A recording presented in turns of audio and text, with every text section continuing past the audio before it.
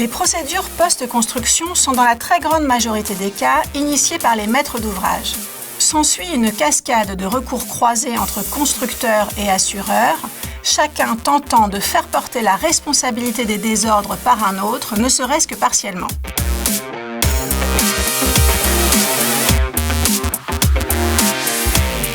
Dans un arrêt de principe du 16 janvier 2020, la Cour de cassation a rappelé que le délai de prescription des recours entre constructeurs, d'une durée de 5 ans, court à compter du jour où l'auteur de l'action a connu ou aurait dû connaître les faits lui permettant de l'exercer. Et elle a surtout précisé que le point de départ de ce délai de 5 ans est l'assignation en référé expertise dès lors qu'une telle procédure est introduite, ce qui est quasiment toujours le cas.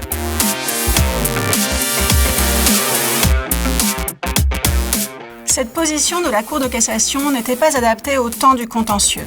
Le délai de prescription est court et les expertises sont longues. Le principe posé par la Cour a conduit à une multiplication des recours préventifs, participant à l'engorgement des juridictions. En effet, les parties devaient assigner les autres constructeurs et leurs assureurs pour interrompre la prescription avant la fin de l'expertise et donc avant d'être elles-mêmes assignées par le maître de l'ouvrage.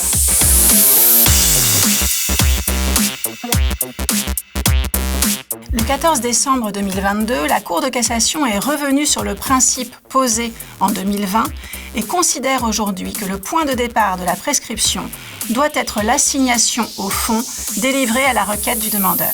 Elle précise néanmoins qu'il n'en est ainsi que si l'assignation en référé expertise qui l'a précédée ne comporte pas aussi une demande de reconnaissance de droit, ne serait-ce que par provision.